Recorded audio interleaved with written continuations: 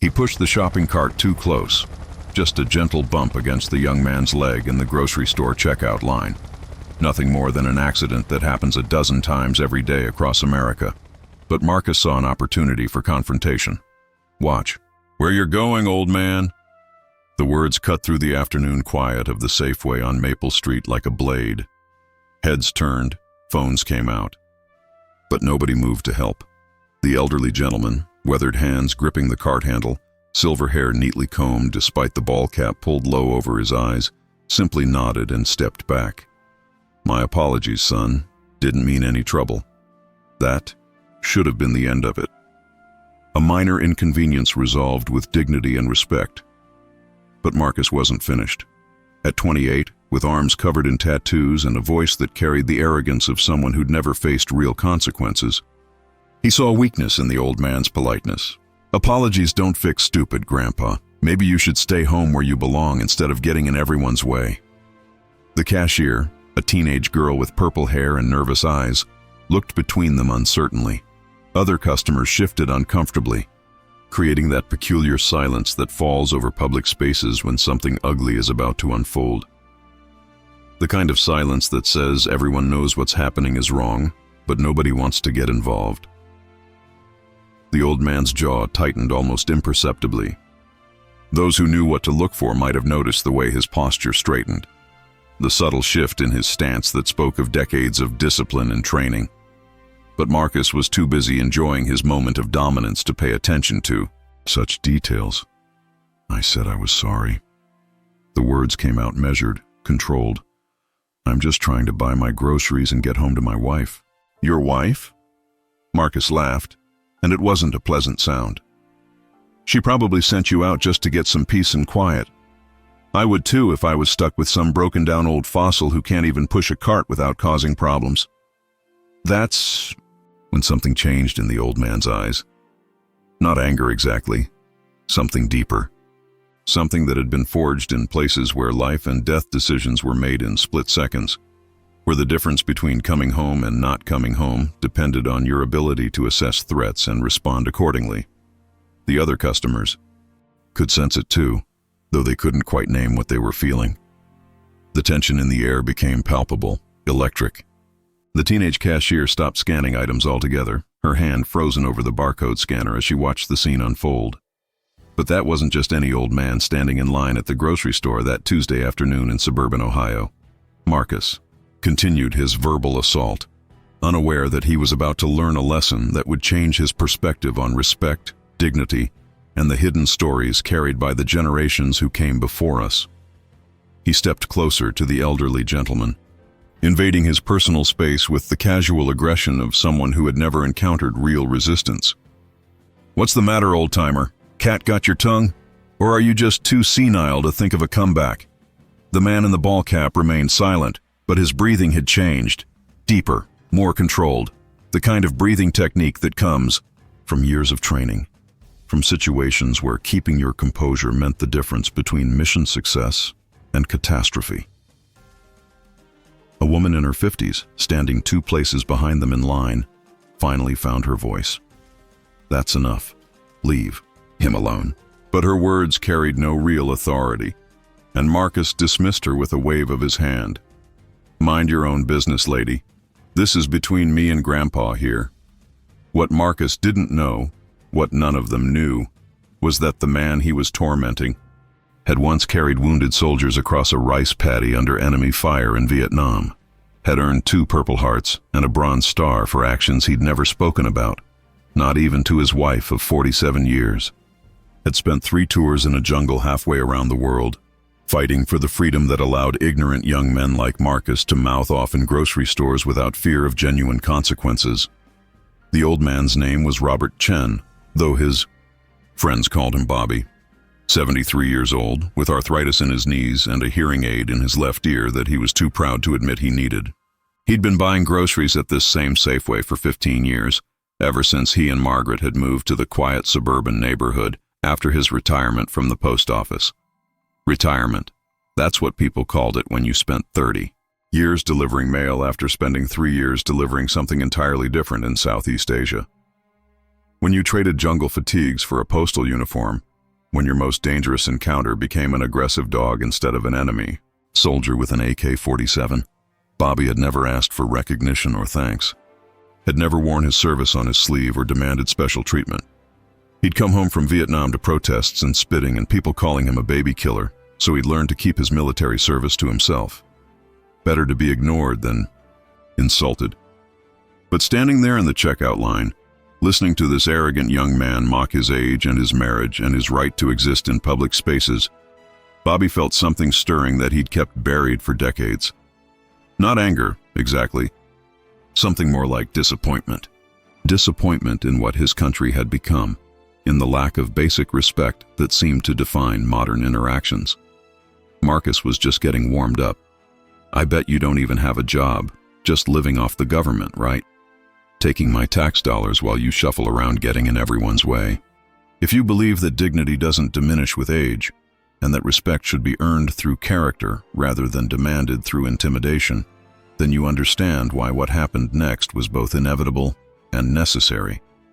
Because some lessons can only be learned through experience, and some people need to be reminded that the elderly among us carry stories of sacrifice that put their own petty complaints into perspective. The woman who had spoken up earlier pulled out her phone and started recording, not to shame the old man, but to document the harassment he was enduring. Others began to notice, creating a small crowd of reluctant witnesses to a scene that was becoming increasingly uncomfortable. Bobby looked around at the faces surrounding him, saw the mixture of embarrassment and curiosity, and that peculiar modern fascination with other people's misery that seemed to define social media culture.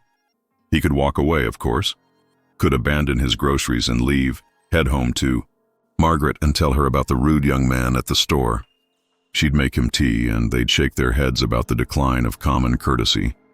But something about Marcus's words had hit deeper than intended. Living off the government, as if 3 years in combat and 30 years of federal service were somehow shameful, as if the nightmares that still visited him 45 years later were a form of welfare fraud. You want to know about jobs? Bobby's voice was quiet, but it carried a new quality that made everyone in the immediate area stop what they were doing and listen. I've had a job since I was 16 years old, son.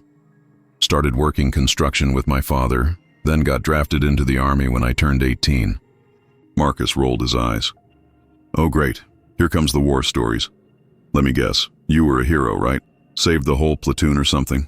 The sarcasm in his voice was thick enough to cut, but Bobby continued speaking as if he hadn't heard it, as if he was talking to someone worthy of respect instead of a small-minded bully who'd never been challenged in his life.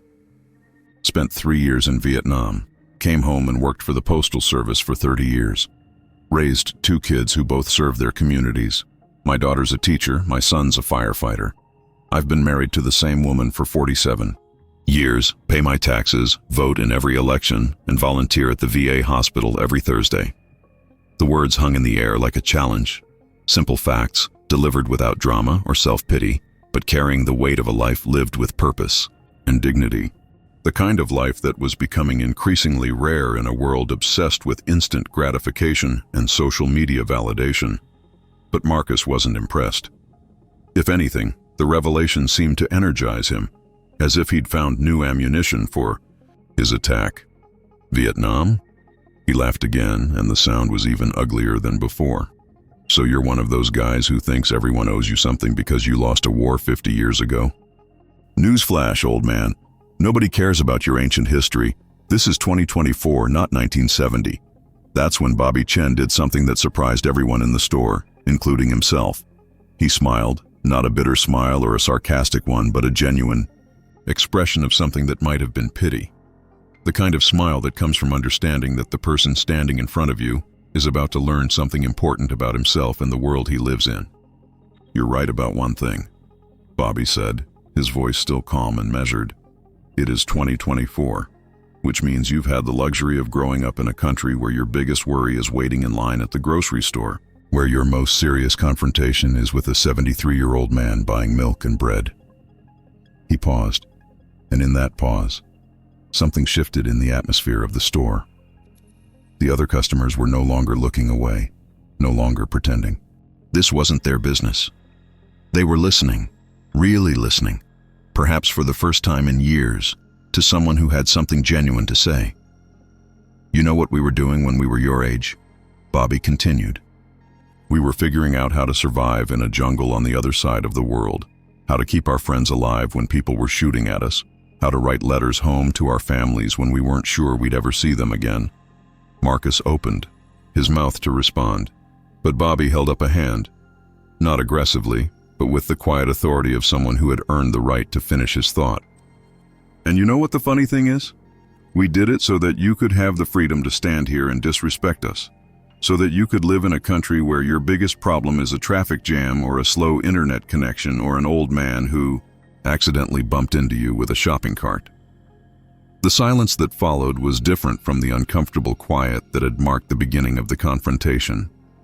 This was the kind of silence that comes when people are forced to confront truths they'd rather ignore, when the comfortable assumptions of daily life are suddenly challenged by someone who has lived through experiences that most people only read about in history books. A man in his 40s wearing a business suit and clutching his phone lowered the device and looked at Bobby with something approaching respect. A young mother with 2 small children found herself explaining quietly to her daughter why they needed to listen to what the older gentleman was saying.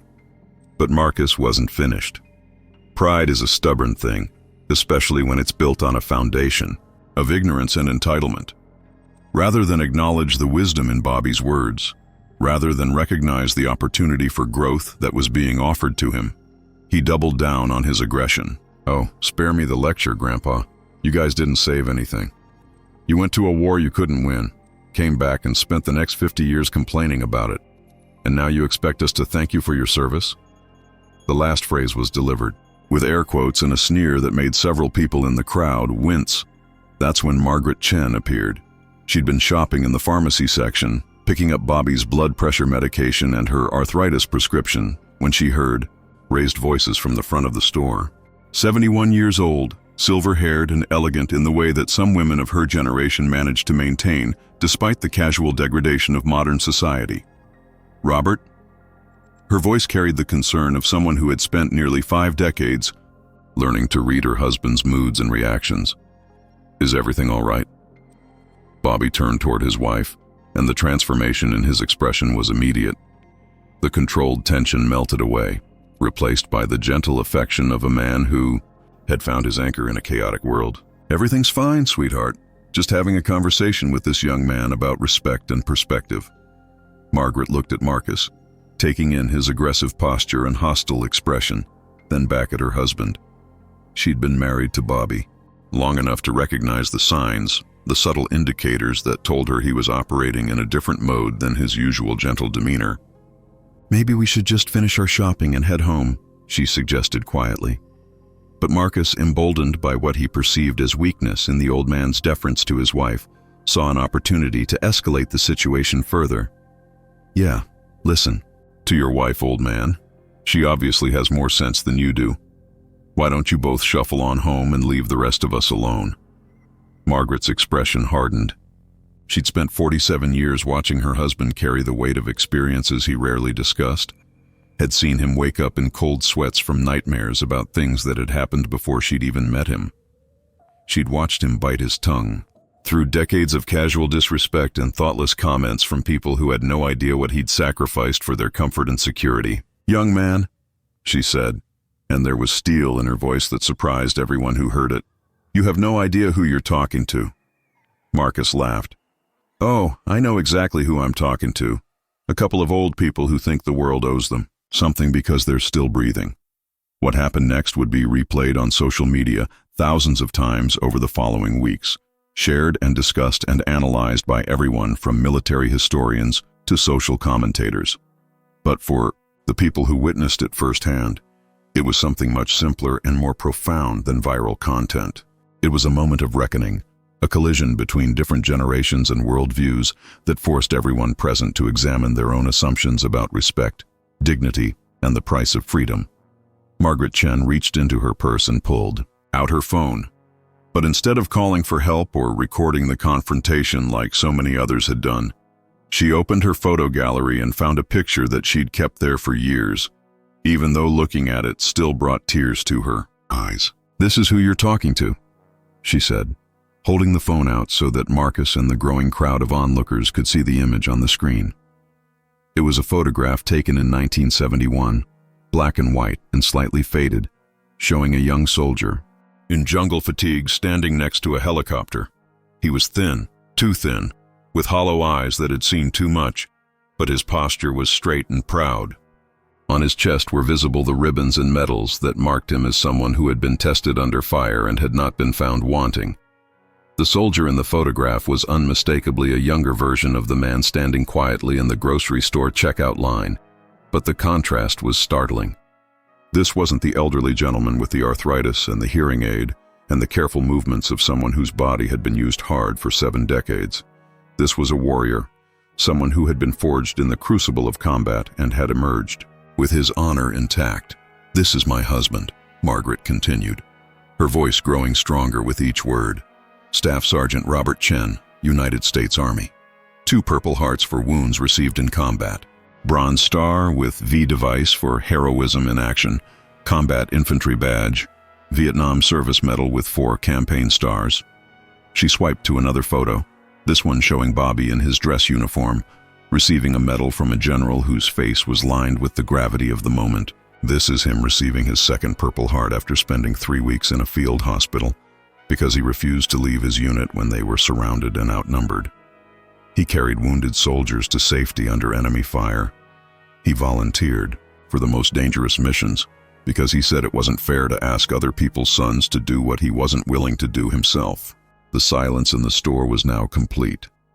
Even the background music seemed to have stopped, as if the building itself was holding its breath. Marcus stared at the phone screen, his expression shifting from arrogance to confusion to something.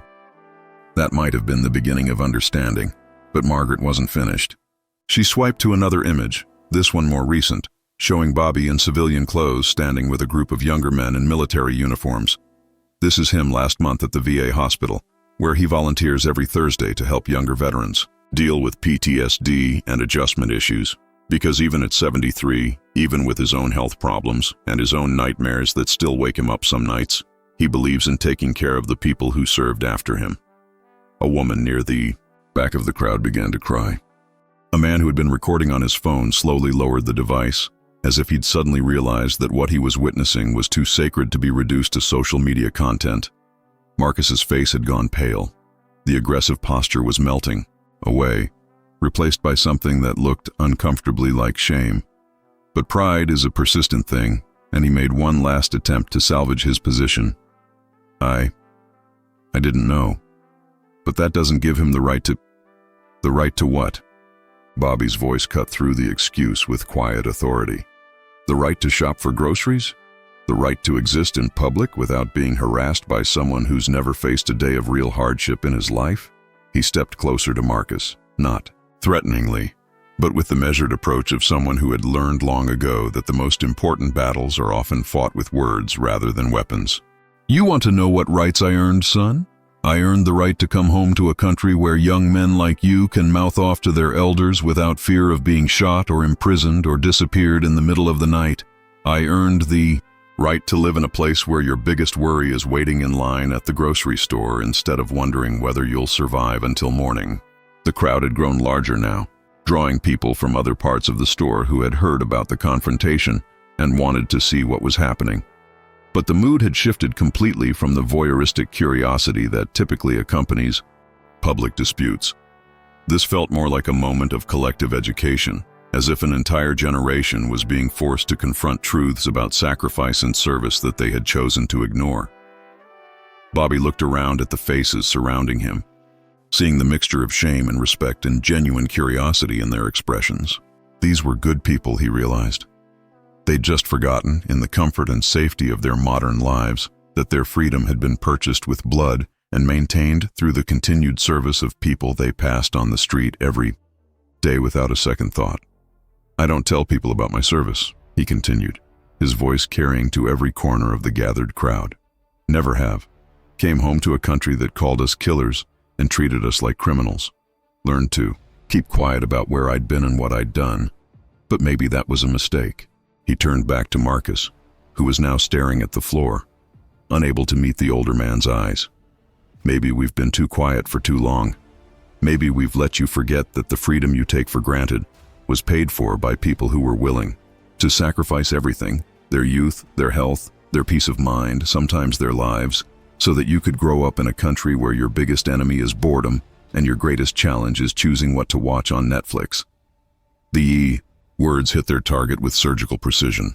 Marcus wasn't evil, Bobby realized. He was just ignorant. A product of a society that had become so far removed from the realities of conflict and sacrifice that it had lost the ability to recognize heroism when it stood quietly in line at the grocery store. "I want to tell you something," Bobby said, his voice growing gentler now, taking on the tone of someone who genuinely wanted to teach rather than punish. "Every person over 65 that you see in this store, every elderly person you encounter in your daily life, they have stories. Stories of sacrifice and service and survival that would humble you if you took the time to listen." He gestured toward the crowd, and several people nodded in recognition of the truth he was speaking. "That woman over there with the walker, she was a nurse in Korea, patching up kids who were barely older than you are now. That man by the pharmacy counter, he spent 2 years in a German prisoner of war camp during World War II. That lady in the floral dress, she worked in a defense plant during the war, building the planes that helped win the fight against fascism." Each revelation landed like a small explosion in the consciousness of the younger people in the crowd. They began to look at the elderly shoppers around them with new eyes, seeing not obstacles or inconveniences, but living libraries of experience and sacrifice. Bobby paused, letting the weight of his words settle over the gathering before delivering his final point. "We don't ask for special treatment. We don't demand that you thank us or bow down or make way when we're trying to buy our groceries. All we ask is that you remember that we exist, that we matter, that we have value beyond our ability to move quickly or hear clearly or remember where we put our keys." The silence that followed was profound. It was the kind of quiet that comes when people are forced to confront the smallness of their own perspectives, when they realize that they've been living in a bubble of self-importance that has blinded them to the depth and richness of the world around them. Marcus finally looked up, and when he spoke, his voice was barely above a whisper. "I'm sorry, I never thought—" Bobby studied the young man's face, seeing genuine remorse beginning to replace the arrogance that had defined the encounter. This was what he'd been hoping for, not surrender or humiliation, but understanding. The recognition that respect is not earned through intimidation, but through character, through the accumulation of choices made in service of something larger than oneself. "Apology accepted," Bobby said simply. "But I want you to do something for me." Marcus nodded eagerly, clearly desperate to find some way to make amends for his behavior. "The next time you see an elderly person struggling with something, reaching for an item on a high shelf, counting out change, moving slowly in front of you, I want you to remember this conversation. I want you to remember that they have stories you can't imagine, that they've contributed to your life in ways you'll never fully understand." "I will," Marcus said, and there was something in his voice that suggested he meant it. "I promise." Bobby nodded, then turned to address the larger crowd that had gathered around them. "This goes for all of you," he said, his voice carrying the authority of someone who had earned the right to speak on matters of respect and dignity. "We live in a time when people seem to think that youth equals wisdom, that old age equals irrelevance. But every person who has lived longer than you has survived challenges you haven't faced yet. They have wisdom earned through experience, through mistakes, through the kind of testing that only comes with time." A young woman in her 20s who had been recording the entire encounter on her phone lowered the device and spoke up. "What can we do? How do we show proper respect?"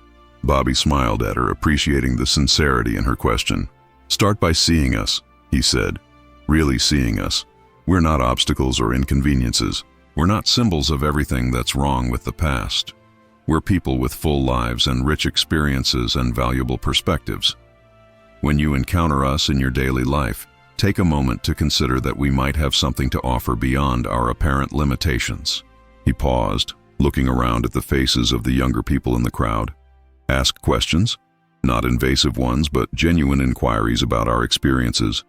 Most of us love to share our stories if we feel like someone is genuinely interested. Listen to what we have to say. You might be surprised by what you learn.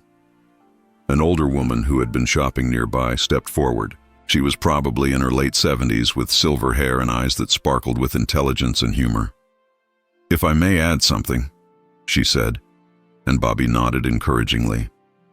"We're not asking you to agree with everything we believe or to accept all of our perspectives without question. We know the world has changed, and many of those changes are for the better. What we're asking for is acknowledgement that we've earned our place in the conversation." She looked directly at Marcus as she continued. "We've made mistakes, certainly. Every generation does. But we've also accomplished things, survived things, built things that have made your lives better. We deserve the same basic respect that you would want someone to show your grandparents." Marcus nodded, clearly absorbing every word. The transformation in his demeanor was remarkable, from aggressive antagonist to attentive student in the span of 30 minutes. Bobby reached into his wallet and pulled out a small card. It was worn and faded, obviously carried for many years. He handed it to Marcus, who accepted it with something approaching reverence. "This is the phone number for the VA hospital where I volunteer," Bobby explained. "If you ever want to learn more about what military service really means, if you want to understand the sacrifices that people have made for your freedom, come visit us sometime. We'll be happy to share our stories." Marcus looked at the card, then back at Bobby. "I'd like that," he said, and there was genuine emotion in his voice. "I'd really like that." Margaret stepped forward and gently took her husband's arm. "Maybe we should finish our shopping now," she suggested with a smile. As the crowd began to disperse, people lingered to speak with Bobby and Margaret. A middle-aged man shook Bobby's hand and thanked him for his service. A young mother explained to her children why they should always show respect to elderly people. The teenager behind the cash register, who had witnessed the entire encounter, asked Bobby if she could thank him for his service, then did so with tears in her eyes. Marcus waited until most of the crowd had moved away before approaching Bobby. "One more time, sir," he said, and the respectful address was a complete reversal from his earlier tone. "I want you to know that I'm going to remember this for the rest of my life, and I'm going to make sure that other people remember it too." Bobby shook the young man's hand. "That's all any of us can ask for," he said. "Just remember that respect is something we all deserve, regardless of our age or our circumstances. And remember that every person you meet has a story worth hearing." As Bobby and Margaret finally completed their shopping and headed toward the Maffer exit, the teenager at the register called out to them, "Mr. Chen, thank you for everything." Bobby turned back and smiled. "Thank you for listening," he said. "That's all we really want, for someone to listen." Outside in the parking lot, as they loaded their groceries into their modest sedan, Margaret squeezed her husband's hand. "I'm proud of you," she said, "for standing up, for speaking out. Maybe it's time people knew who you really are." Bobby looked back at the store, where through the windows he could see Marcus helping an elderly woman reach something from a high shelf. The lesson had been learned, the seed planted. Perhaps it would grow into something larger, something that would ripple outward and touch other lives in ways they might never know. "Maybe you're right," he said quietly. "Maybe it's time we all stopped being invisible." As they drove home through the quiet suburban streets, Bobby reflected on what had happened. He hadn't intended to create a scene or to make a statement about respect and dignity across generations. He'd just wanted to buy groceries and get home to watch the evening news with his wife. But sometimes the most important moments in our lives are the ones we don't plan for. Sometimes we're called upon to speak truths that we'd rather keep private, to share experiences that we'd rather forget, because someone needs to hear them. The encounter at the grocery store would indeed ripple outward, as Margaret had predicted. The young woman who had recorded parts of it would share it on social media, but not in the way that such confrontations typically go viral. Instead of focusing on the conflict and humiliation, she would emphasize the lesson about respect and the hidden stories carried by elderly Americans. The video would be seen by millions of people, shared by veterans organizations and family groups, and anyone who believed that wisdom and experience deserve recognition. But more importantly, it would change behavior. People would remember Bobby's words the next time they encountered an elderly person moving slowly in front of them at the bank or the post office or the grocery store. Marcus would indeed visit the VA hospital, where he would meet other veterans and hear other stories of service and sacrifice. He would volunteer to help with some of the programs there, finding in service to others a purpose that had been missing from his life. He would become an advocate for elderly veterans, using his experience in the grocery store as a teaching tool to help other young people understand the debt they owed to previous generations. But perhaps most importantly, the encounter would remind everyone who witnessed it that respect is not something that diminishes with age. That dignity is not dependent on physical strength or quick reflexes or the ability to navigate modern technology. That every person, regardless of their age or apparent limitations, carries within them a lifetime of experiences that have shaped not only their own character but the world in which we all live. As Bobby and Margaret pulled into their driveway and prepared to carry their groceries into the house they'd called home for 15 years, they could not have imagined the impact that their afternoon shopping trip would have on thousands of people across the country. They were just an elderly couple who had been forced to stand up for their right to be treated with basic human dignity. But that's how change often happens. Not through grand gestures or planned campaigns, but through ordinary people who find the courage to speak truth in moments when it would be easier to remain silent. Through elderly veterans who decide that maybe they've been quiet long enough, that maybe it's time for the younger generation to understand what their freedom has cost.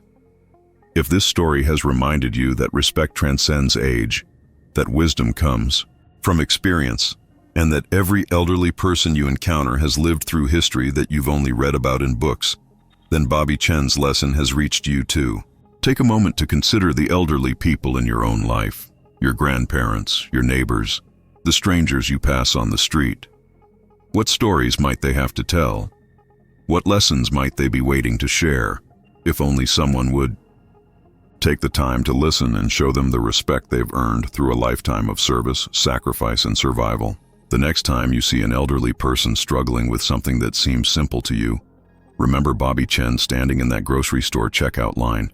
Remember the quiet dignity with which he faced disrespect, and remember that behind every wrinkled face and every slower step is a story of courage that helped build the world you now enjoy.